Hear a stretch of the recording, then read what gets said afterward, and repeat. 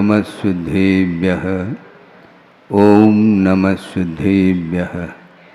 मंगलम भगवान वीरो मंगलम गौतमो गणे मंगलम कुंदकुंदाद्यो जैन धर्मोस्तु मंगलम सर्वमंगल मांगल्यम सर्वकल्याणकारकम प्रधानम सर्वधर्माणां जैनम जयतु शासनम।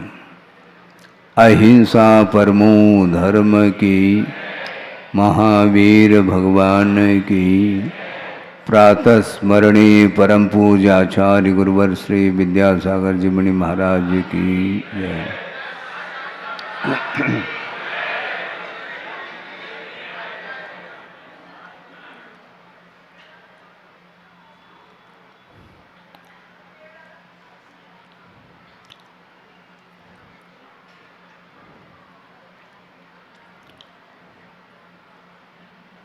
वातावरण को प्राकृतिक रूप देना चाहिए।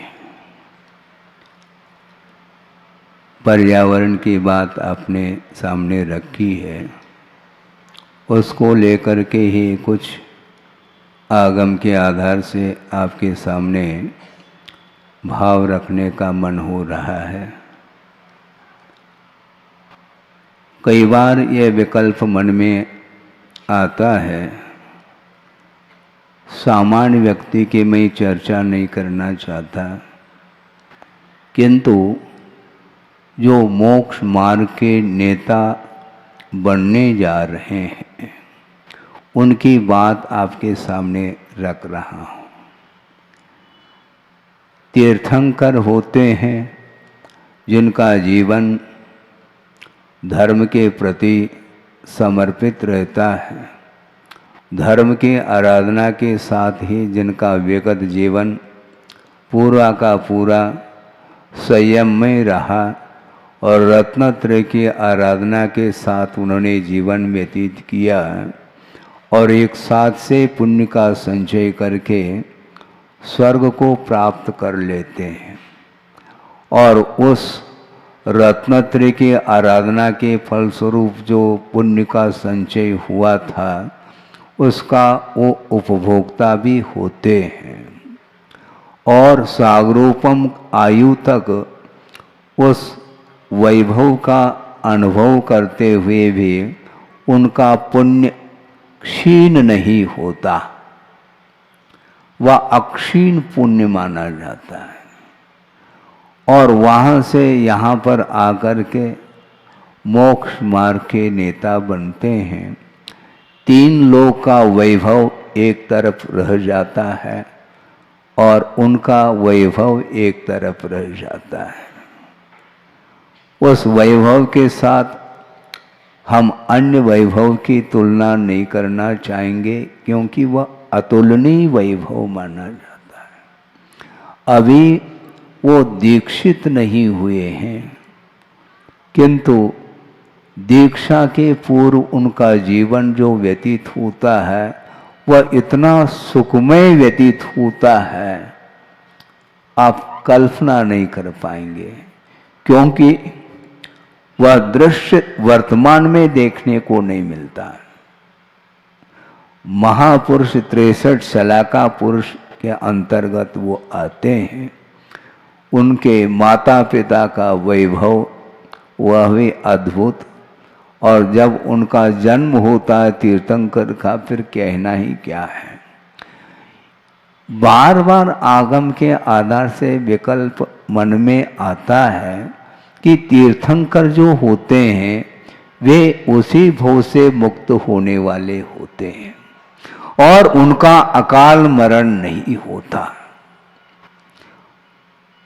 इसके उपरांत भी वो जब दीक्षित होते हैं उस हवेली को छोड़ करके वो वन की ओर क्यों विहार करते हैं? पर्यावरण सामने आ रहा है। उस हवेली में बैठ करके उनको साधना करने में क्या दिक्कत हो रही है, हम पूछना चाहते हैं। उनको और कौन सा पदार्थ प्रभावित कर सकता है। विश्व कल्याण की भावना जिसके अंदर जागृत हुई है और वो दूसरे से प्रभावित हो, ऐसा तो हो नहीं सकता, मन में भाव आता है। किंतु आचार्य कहते हैं इसमें अपवाद नहीं है। चाहे वह तीर्थंकर हो, चाहे सामान्य व्यक्ति हो, असंयम की भूमिका में सबका मन पर पदार्थों से प्रभावित रहता है, आकर्षित रहता है। यहां तक कि वृषभनाथ भगवान को ही ले लो, 83 लाख पूर्व तक उनका जीवन जो व्यतीत हुआ वह एकांत में व्यतीत नहीं हुआ, अनेकांत में व्यतीत हुआ, मतलब भीड़ में ही व्यतीत हुआ है। वैभव के बीच में वो रहते हैं और उनके लिए उनके चरणों में नतमस्तक होने वाले बड़े बड़े चक्रवर्ती राजा इत्यादि होते हैं। और उन्हें वैराग्य होता है। जब वैराग्य हो जाता है तो चाहे वह भवन हो, भवने वनेवा, कहीं भी रहे वो, उनको आत्मकल्याण करना उनका जब लक्ष्य बन चुका है तो फिर हवेली में बैठ करके भी साधना की जा सकती है और उसके माध्यम से केवल ज्ञान उन्हें प्राप्त हो सकता है, ऐसा मन में भाव आता है। किंतु आचार्य कहते हैं नहीं, ये प्राथमिक भूमिका है। जब तक साधना में प्रौढ़ता नहीं आती है तब तक संयम के अनुपालन करने के लिए उपयुक्त वातावरण की बड़ी आवश्यकता होती है। इसलिए प्राकृतिक वातावरण में जाना उनका लक्ष्य बना रहा और वह भले ही पालकी पर आरूढ़ हो गए, ये बात अलग है, किंतु पालकी से उनको कोई भी अटैचमेंट नहीं था, एक नियोग समझ लो, और वह निकल जाते हैं। प्राकृतिक वातावरण उद्यान में भी देखने में आता है और सुदूर वन में जाकर के पर्वत के ऊपर अथवा पर्वत की तलहटी में कहीं भी एकांत में बैठ जाते हैं तो हमें ध्यान लगाने की आवश्यकता नहीं पड़ती। ध्यान केंद्र खोलने की कोई जरूरत नहीं है, वहां पर ऑटोमेटिक ध्यान लगता है। कई बार हमने भी महसूस किया है, जब जंगल आदि के निमित्त को लेकर के जब जाते हैं तो वहां पर ऑटोमेटिक मन शांत रहता है। क्यों ऐसा होता है, कभी सोचा है? इसमें कोई दो राय नहीं है। साधर्मी के बीच में जब हम रहते हैं, सजाती व्यक्ति के बीच में हम रहते हैं, तो उस समय हमारा मन विक्षिप्त रहता है। अनेक प्रकार के विकल्प आ सकते हैं। ये हमसे बड़े हैं, हम छोटे हैं। ये हमसे बड़े ज्ञान की अपेक्षा से बड़े हैं, हम छोटे हैं। ये धन की अपेक्षा से बड़े हैं, हम छोटे हैं। ये रूप की अपेक्षा से हम कुरूप हैं, वो स्वरूप हैं। अनेक प्रकार के विकल्प जो आते हैं, वो क्यों आते हैं? सजातीता। और मान लो जहां पर गौशाला है, वहां पर देख लो, वहां पर गायें चर रही होती हैं, तो उनके बीच में रहते हैं तो वहाँ पर छोटे बड़े की कोई परिकल्पना नहीं रहती है। प्राकृतिक वातावरण इसी को बोलते हैं। बार बार पुरुषार्थ करने के उपरांत भी मन क्षुब्ध रहता है, विक्षिप्त रहता है, विकृत रहता है, क्योंकि विकार जो उत्पन्न होता है वह प्रकृति के अभाव में होता है। ये विकृति और प्रकृति, इन दोनों का तालमेल नहीं बैठता है। विकृति रहेगी तो वहां पर प्रकृति रह नहीं सकती, और जहां पर प्रकृति रहेगी वहां पर विकार के लिए कोई गुंजाइश नहीं है। इसलिए तीर्थंकर उसी भव में होने वाले हैं। उन्होंने सोचा इस हवेली को जल्दी छोड़ दो तो जल्दी केवल ज्ञान हो सकता, उम्मीद है। 83 लाख वर्ष तक पूर्व तक उन्होंने उसी हवेली के बीच में रहे, वैभव का उपभोग किया, किंतु लास्ट में जा करके उस वैभव में उनको कोई भी सार दिखाई नहीं दिया। तो 83 लाख पूर्व तक तो सार दिखाई दिया, ऐसा तो मुझे लग रहा है, अन्यथा वो रहे क्यों हैं? क्योंकि ये मोह के बिना ये संभव ही नहीं। पर पदार्थ के प्रति जो राग है, जो जुड़ाव है, वह बिना मोह के, बिना राग के संभव नहीं है। और जब तक मोह प्रबल रहता है तब तक वह आत्मा को भी बार बार झुकाता रहता है और संसारी प्राणी झुकता रहता है। किंतु अब कहाँ झुकना है? झुका रहा अपना माता, आप लोग बोलते हैं, कहाँ झुकाना है बोलो? प्रभु के चरणों में और गुरु के चरणों में माता टेकना चाहिए। अन्यत्र कहीं भी चले जाओ तो आपको कोई भी वह शांति और मोह से ऊपर उठ करके आत्म तत्व के अनुभव करने के लिए आपको वातावरण नहीं मिल पाएगा। इसलिए बड़े बड़े महानगरी, दिल्ली है, बॉम्बे है, कलकत्ता है, और भी बहुत सारे शहर हैं, वहाँ पर शहर में रहना उपयुक्त नहीं, किंतु जहाँ पर शेर रहता है वहाँ पर रहना उपयुक्त है।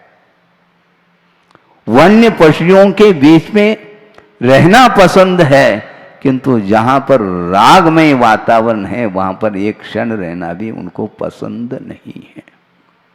बार बार हमें विकल्प होता था, गुरुदेव के सामने भी यह विकल्प रखा गया, किसी के थ्रू रखा गया हो यह बात अलग है, किंतु मुझे स्मरण में है और ये पनागर की ही बात है। ये प्रसंग उन्होंने ये कहा कि ध्यान रखो, ये राग द्वेष और मोह जो है ना किसी को छोड़ता नहीं। इसलिए नहीं छोड़ता क्योंकि उसका बंद स्वयं ने किया है। राग पूर्वक बंद किया है तो उस चपेट में वह तीर्थंकर भी आ जाता है। बंद किया है तो काटने के लिए वहां जाना पड़ेगा जहां पर वातावरण निर्मित रहता है। प्राकृतिक रूप से वहां पर वातावरण निर्मित कराने की कोई आवश्यकता ही नहीं है।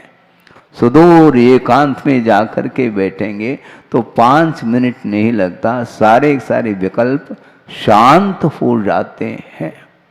गिरनार की बात है, गुरुदेव संघ सहित वहाँ पहुँचे हैं वंदना के लिए, और ऊपर जा करके वंदना करके बैठ गए और उन्होंने कहा वहाँ पर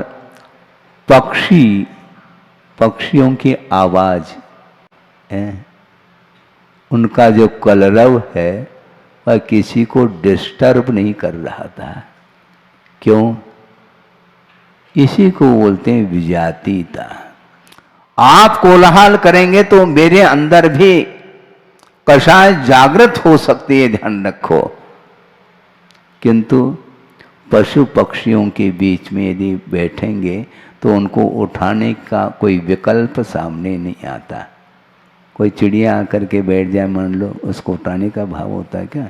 मान लो हम स्वाध्याय भी कर रहे हैं और चूं चूं कर रहे हैं तो कोई डिस्टर्ब नहीं, किंतु आप यदि चूं चूं करेंगे तो हमें उठ करके जाना पड़ेगा, क्योंकि आप तो उठेंगे नहीं। समस्या ये है।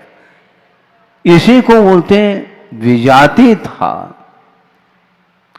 क्षेत्र कोलाहल से प्रदूषित हो जाता है, इसी को शब्द प्रदूषण बोलते हैं। हाँ, और महानगरियों में यह सब चलता रहता है। ट्रैफिक हमेशा जाम है और वहाँ पर न कोई आवश्यक हम कर सकेंगे, न किसी को करा सकेंगे, तो ऐसी स्थिति में गुरुदेव ने सोचा महानगरी के लोग अपने पास आ जाए तो काफी है, हमें जाने की कोई आवश्यकता नहीं वहां पर, क्योंकि आकर के घंटे भर में वो चले भी जा सकते हैं। जैसे लाखा भवन में 1 घंटे भर आप रहते हैं, बाद में इस परिसर के बाहर अपने आप चले जाते हैं, भेजने की कोई आवश्यकता नहीं पड़ती है। इसलिए हम सोचते हैं कि इसी प्रकार अपने को भी करना चाहिए। वो आत्मकल्याण करने की दृष्टि से, धर्म आराधना करने की दृष्टि से आता है तो उसके लिए समय हम देते भी हैं, देना भी चाहिए, किंतु कोई शोरगुल नहीं होना चाहिए। अभी देखो पूरा ये लाखा भवन लगभग भर चुका है, किंतु एक व्यक्ति की भी आवाज नहीं आ रही है। वो आवाज गई कहाँ? केवल मेरी आवाज गूंज रही है, इसलिए आप शांत बैठें। मैं यदि शांत बैठूंगा तो आप नहीं बैठ पाओगे, तो तय है, पक्की बात है, क्योंकि आपको सुनना है। धर्म के प्रति आपकी रुचि है, भले ही 1 घंटे के लिए हो, इसमें कोई बाधा नहीं। धीरे धीरे संस्कार, निश्चित रूप से धार्मिक संस्कार बढ़ते चले जाते हैं। तो हमने सोचा कि गुरुदेव देखो क्या सोचते हैं, अपन भी दृश्य देखते हैं और वो भी देखते हैं, और उनके लिए उदाहरण बन जाता है, हमारे लिए कोई उदाहरण बनता नहीं। हमेशा प्राकृतिक वातावरण में रह करके प्रकृति के बारे में निरंतर चिंतन मनन करना चाहिए। उसके माध्यम से विकृति, जो अनंतकालीन जो विकृति है, वह बहुत आसानी से वह विकृति शांत हो सकती है, जो करना चाहे उसकी बात है। तो इसलिए तीर्थंकर भी उसी भव से मुक्त होने वाले हैं। इसके उपरांत भी वन्य पशुओं के बीच में रहना वो पसंद इसलिए कर रहे हैं, क्योंकि जब तक प्रौढ़ता नहीं आएगी तब तक राग भयानक है वो। बल्कि एक हाइकू भी आपके सामने रखना चाहता हूं, जो गुरुदेव ने ही दिया है, कि वस्तुतः राग और देश ये 2 तत्व हैं जो मोह की ही परिणति है। मोह के बिना राग द्वेष उत्पन्न हो ही नहीं सकते। और उन्होंने हाइकू में ये भाव दिया है कि वस्तुतः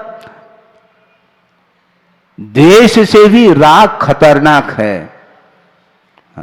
धार्मिक धर्मानुराग की बात नहीं कर रहा हूं, नहीं तो बहुत तनावपूर्ण स्थिति में आप लोग आ सकते हैं। उन्होंने हाइकू में ये दिया है, देश से, आप सुन रहे हैं, ध्यान दो, देश से राग विषैला होता, द्वेष से राग विषैला होता, जैसे शूल से फूल। हाँ, शूल से किसी को राग नहीं, किंतु फूल से है। शूल की कोई हार बनती है क्या? माला बनती है? नहीं। और फूल की माला तो बाजार में देखो वही माला दिखाई पड़ती है।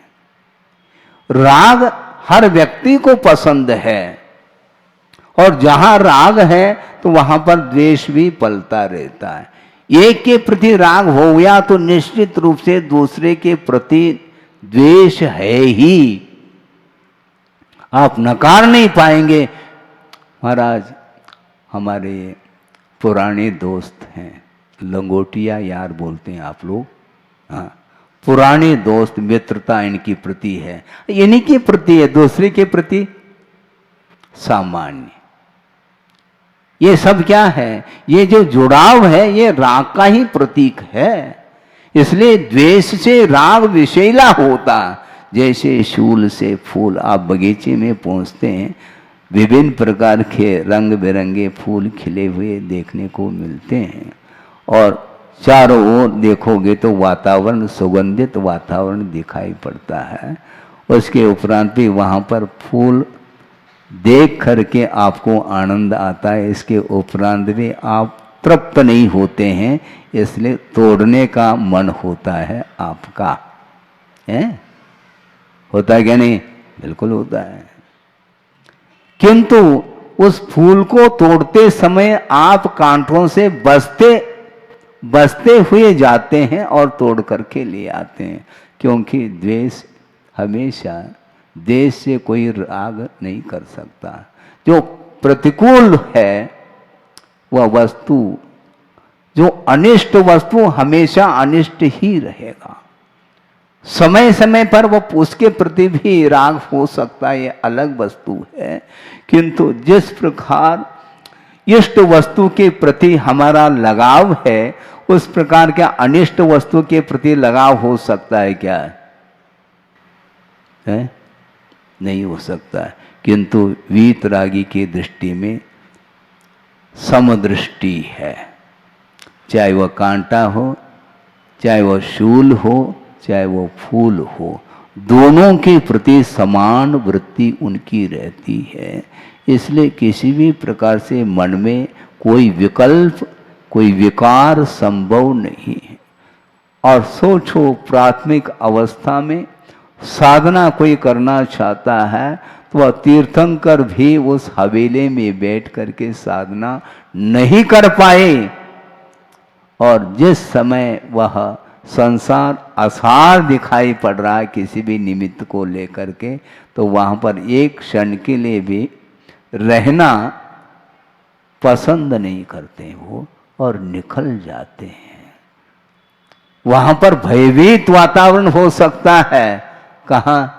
वन्य पशुओं के बीच में, वन में, किंतु वहीं पर साधना होगी, क्योंकि वहां पर राग नहीं है। प्रतिकूल वातावरण हो सकता है, किंतु वहां पर राग के लिए कोई स्थान नहीं है। वहां पर ऐसे सुदूर जा करके एकांत में बैठ करके वह तत्व का चिंतन करते हैं, जगत का चिंतन करते हैं। क्या साहस होगा उनका! हालांकि उनका अकाल मरण नहीं है, इसके उपरांत भी भीति तो उत्पन्न होती होगी उन्हें भी, क्योंकि मोह का अभाव तो हुआ नहीं, मोह का अभाव नहीं हुआ। अकाल मरण नहीं होते हुए भी आर ध्यान का प्रसंग आता है, बिल्कुल पक्की बात है। क्योंकि इष्टानिष्ट की परिकल्पना होने में कोई बाधा नहीं, बहुत जल्दी वह उस भूमिका से ऊपर उठते हैं, ये अलग विषय है, किंतु विपरीत वातावरण का प्रभाव उपयोग के ऊपर पड़ सकता है, पड़ता है। किंतु उन्होंने सोचा राग का वातावरण भयानक है उस वन्य पशुओं के अपेक्षा से, इसलिए उन्होंने सोचा इस हवेली में बैठ करके 83 लाख पूर्व व्यतीत किया है, अभी भी जो है माथा टेक रहे हैं। इसलिए उन्होंने सोचा अब यहाँ रहना पसंद नहीं। कहाँ? जहाँ पर पर्यावरण हो, प्राकृतिक वातावरण हो, तो वहाँ पर एकदम शांत हो जाता है मन। प्रयास करने की कोई आवश्यकता नहीं, बिना आयास के ही वह हो जाता है। बार बार मन नहीं लगता महाराज, है क्यों नहीं लगता है? परिसर है ऐसा है, परिसर ऐसा है, उस परिसर में संभव नहीं। इसलिए संयम का अनुपालन जहाँ पर सुचारू रूप से हो, वहाँ पर रहने की आज्ञा आगम की आज्ञा है। इसलिए तीर्थंकर भी निकल गए, कट गए आप लोगों के बीच से। उनको समझ में आ गया अब यहाँ पर रहना उपयुक्त नहीं है। यहाँ पर सिवाय राग की चर्चा के अलावा और कोई चर्चा होती ही नहीं। रात दिन वही जमघट है, कहीं भी जाओ। तो अर्थ ये है कि संस्कृति, विकृति और प्रकृति ये 3 शब्द हैं, और पाश्चात्य संस्कृति का प्रभाव चारों ओर दिखाई पड़ रहा है। इसलिए उस संस्कृति के कारण मन में विकृति निरंतर आ रही है। इसलिए जहाँ पर पर्यावरण हो वहाँ पर यदि रहेंगे तो पाश्चात्य संस्कृति का प्रभाव समाप्त हो सकता है। हाँ, संसारी प्राणी उसको पसंद नहीं करता। पर आज वहाँ पर कौन है? अकेले तो हम रहेंगे, पुनः अकेले हैं। मैं अकेला कहाँ रहूं? केला केला पसंद है, अकेला पसंद नहीं। राग पसंद है उसको, इसलिए अकेला रहना पसंद नहीं करता। जबकि आत्म तत्व का दर्शन बिना एकत्व के संभव नहीं है। आपकी भूमिका नहीं मैं मानता हूं, आप रहिए, किंतु जो एकत्व की साधना में जो निरंतर लीन है उनकी आराधना करते रहो तो आपके जीवन में भी वह एकत्व की परिणति आ सकती है।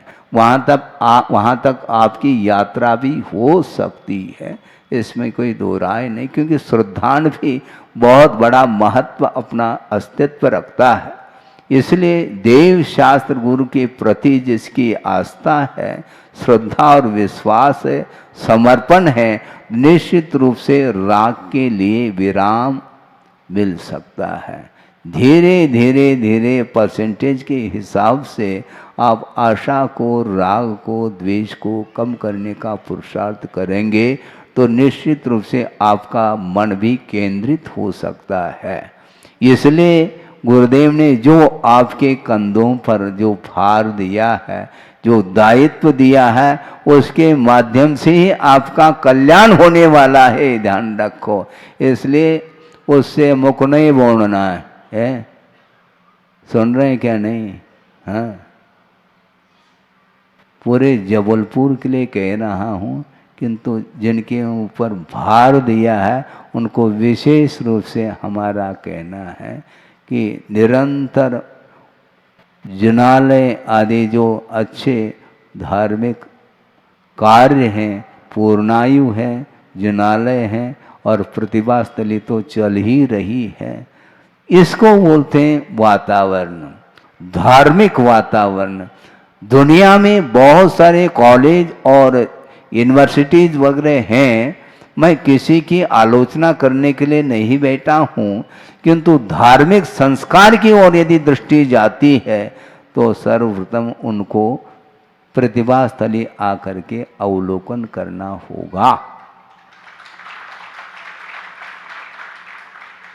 वहां पर जाकर के केवल अवलोकन कर लो, चर्चा करने की कोई आवश्यकता नहीं, क्योंकि वह आर्टिफिशियल फूल नहीं है, रियल फूल है। एक कागज का फूल है, बहुत खिला हुआ दिख रहा है, सफेद भी हो सकता है और लाल कलर का भी हो सकता है और साइज में फुल साइज है। इसके उपरांत भी देखने के लिए वह कमल या फूल अच्छा लग रहा है, किंतु उसके ऊपर भ्रमर आकर के बैठ नहीं सकते, ध्यान रखो, क्योंकि वह आर्टिफिशियल फूल है। रियल फूल हो तो उसकी सुगंधी चारों ओर फैलेगी, फैलती ही रहती है। इसलिए जिन्होंने अवलोकन नहीं किया, नहीं देखा है, उनको जल्दी से जाकर के प्रतिभा स्थली का अवलोकन कर लेना चाहिए। वहाँ पर पर्यावरण है ही, और उस पर्यावरण के साथ जो विकास कर रहे हैं वो अपने आप में अनूठा विकास है। वो ऐसा क्यों? क्योंकि जहाँ पर राग का कोई वातावरण नहीं है तो अपने आप ही मन लग जाता है, लगाने की आवश्यकता नहीं पड़ती। इसलिए उनके साथ में ज़्यादा चर्चा इसलिए नहीं करता है क्योंकि तत्व चर्चा करने में कोई लाभ नहीं, उसका अनुपालन उनके द्वारा हो रहा है। अब चर्चा कहाँ तक चर्चा करें? अर्चा की बात करो। लिखा हुआ कभी कभी पढ़ने को मिलता है, आचरण, चरण नहीं आचरण छो, है, पढ़ने को मिलता है।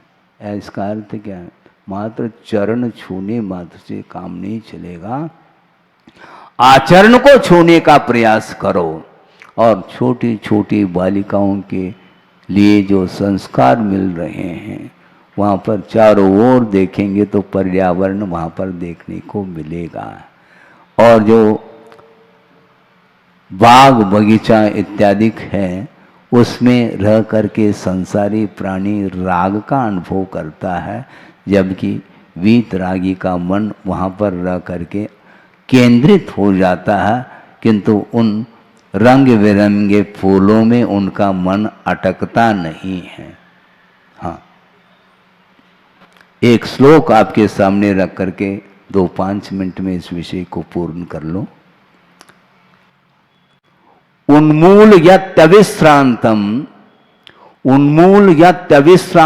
पूजम श्री धर्म पादपम मनोभव महादंती मनुष्यानाम निरंकुशः। इस प्रकार शुभचंद्र आचार्य ने कहा है। उन्मूल यति अविश्रांतम पूजम, निरंतर पूजनीय जो धर्म रूपी वृक्ष है, उस वृक्ष को मनोभव महादंती उन्मूलयति। मनोभव बोलते हैं काम को, वासना को। उस वासना रूपी हाथी के द्वारा वह धर्म रूपी वृक्ष जो निरंतर पूजनीय है, उसको उखाड़ रहा है। समझ में बात आ रही कि नहीं? संस्कृत में श्लोक जरूर है, लेकिन उसका भाव और अर्थ की ओर आपकी दृष्टि जानी चाहिए। मनोभव महादंती मनुष्यानाम निरंकुशः, अंकुश है ही नहीं, मर्यादा लांघ चुका है संसारी प्राणी। मैं निरंतर उस दृश्य को देखता हूं, वो ठीक नहीं है। राग की एक सीमा होनी चाहिए। धार्मिक क्षेत्र में कोलाहल समाप्त हो जाना चाहिए। धार्मिक क्षेत्र में मर्यादित जीवन होना चाहिए। आप अपने राग के वातावरण में आप रहते हैं, आपको रहना पड़ता है, या आपकी इच्छा, या अलग वस्तु है, किंतु धार्मिक क्षेत्र में कोलाहल और मर्यादा का उल्लंघन नहीं होना चाहिए है हमारा आप लोगों के लिए विशेष रूप से कहना है। चाहे वह महिला वर्ग हो, चाहे पुरुष वर्ग हो, अन्यथा न ले, क्योंकि यह कहने का अवसर है। मैं प्रतिदिन लगभग देखता हूँ चौके में मर्यादा को तोड़ करके वह कार्य कर रहे हैं। महाराज लोग मना कर रहे हैं, इसके उपरांत भी एक के ऊपर एक टूट रहे हैं। उस समय कौन सा धार्मिक व वातावरण है, हम पूछना चाहते हैं। इसका नाम धर्म है क्या? शांति के साथ वंदना की भावना करनी चाहिए। शांति के साथ उस दृश्य को देखने का प्रयास करना चाहिए। शोरगुल करने से, एक के ऊपर एक टूट पड़ने से कोई धर्म का विकास हो रहा है, ऐसा भूल जाओ आप। इसलिए धर्म का विकास जो होता है वह मर्यादित जीवन के साथ ही वह धर्म का विकास, आत्मा की उन्नति होने वाली है। मैं ज़्यादा कहना नहीं चाहता, क्योंकि वह दृश्य मेरे लिए देखने लायक नहीं होता। मैं आंख मेज करके बैठ जाता हूं, किंतु उनके ऊपर कोई असर नहीं पड़ता। आगे आप ध्यान रखेंगे। हाँ, यदि आपके अंदर धर्म के प्रति रुचि है, तो धर्ममय जीवन बनाने के लिए सर्वप्रथम अपने आप के जीवन को मर्यादित करने की आवश्यकता है। तो मैं ये कह रहा था, उन्मूल यति अविश्रांतम पूजम श्री धर्म पादपम। पादप बोलते हैं वृक्ष को। पादप का अर्थ क्या होता है? वृक्ष। धर्म पादपम, धर्म रूपी वृक्ष को वह उखाड़ रहा है। निरंतर जिसकी आराधना, जिसकी पूजा की जाती है, ऐसे धर्म रूपी वृक्ष को कौन उखाड़ रहा है? मनोभव महादंती। मनोभव बोलते हैं काम वासना। उस काम वासना रूपी महादंती का अर्थ हाथी होता है। बड़े बड़े दांत को धारण करने वाला जो होता है वह हाथी माना जाता है। इसलिए मनोभव महादंती का अर्थ काम रूपी हाथी के द्वारा वह धर्म रूपी वृक्ष वह उखाड़ रहा है। सोचो विचार करो क्या लिखा है आचार्यों ने। निरंतर राग में डूब रहा है संसार, इसलिए किसी को भी वह संस्कार दे नहीं सकता। जो राग में डूबता है वह धार्मिक संस्कार दूसरे को दे कैसा सकता है, नहीं दे सकता। इसलिए आपका दायित्व है, जो भी माता पिता हैं उनके लिए विशेष रूप से मेरा कहना है, जो रागमय वातावरण निरंतर बढ़ता चला जा रहा है, इसमें यदि कोई कारण है और कोई कारण नहीं, पाश्चात्य संस्कृति है और उनके पाश्चात्य संस्कृति के कारण नित नए जो भी साधन आप लोगों के लिए उपलब्ध हो रहे हैं, उसके कारण ही राग की उदीरना हो रही है। राग उफान ले रहा है और धर्म की बात सुनना चाहते हैं, कैसे कौन सुना सकता है, कौन सुनने वाला है। सुनना चाहिए। गुरुदेव ने आपके लिए 1 दिन 2 दिन नहीं 50-55 साल दिया है, ध्यान रखो। क्या उनकी साधना, क्या उनकी वीतरागता, निरंतर वह वीतराग भाव को लेकर के ही आपको परोसते रहे धर्म को। इसके उपरांत भी हमारा मन राग से ऊब नहीं रहा है। क्यों मत पूछो, तर्क से स्वभाव रहता दूर। क्योंकि वो एक प्रकार से स्वभाव जैसा बन चुका है, इसलिए कहते भी चले जाएं, इसके उपरांत भी उसके ऊपर असर नहीं पड़ता। किंतु बार बार प्रयास करिएगा, गुरुदेव का आशीर्वाद है, इसमें हारना नहीं चाहिए। मन हो सकता है, होता है, चाहता कोई भी नहीं, किंतु वह वातावरण ऐसा निर्मित होता है, किंतु मन के ऊपर थोड़ा सा ब्रेक लगाना चाहिए। इसी को संयम बोलते हैं। संयम रखिएगा, बिना ब्रेक की गाड़ी जाएगी, निश्चित रूप से वह एक्सीडेंट होना ही होना है। उसको कौन रोक सकता है। इसलिए हमेशा अलर्ट रहिए। अपने छोटे छोटे बच्चों के ऊपर और बालिकाओं के ऊपर संस्कार देने का पुरुषार्थ, उसका दायित्व आप लोगों के ऊपर है। क्योंकि दोष यदि आता है तो माता पिता के ऊपर आता है। डिसिप्लिन समाप्त हो चुका है समाज में, अनुशासन रहा नहीं। माता पिता स्वयं बच्चों से डर रहे हैं, ऐसी स्थिति, इस प्रकार का ये पोजीशन बना हुआ है। इसलिए आप लोगों के बहुत, मैं बार बार कहूँगा क्योंकि मेरा कर्तव्य है और गुरुदेव ने आज्ञा दी है, कोई माने अथवा न माने कर्तव्य को, और आप कर्तव्य का बोध देना चाहिए। निश्चित रूप से 2-4 व्यक्ति भी यदि सुधरते हैं तो विश्व का कल्याण हो सकता है। हो इस पवित्र भावना के साथ अहिंसा परमो धर्म की बोधि समाधि परिणाम शुद्धि स्वात्मोपलब्धि शिव शोक सिद्धि चिंतामणिम चिंतित वस्तुदाने त्वां वंद मानस्य ममास्तु दे। परम पूजाचार्य गुरुवर श्री विद्यासागर जी मुनि महाराज की।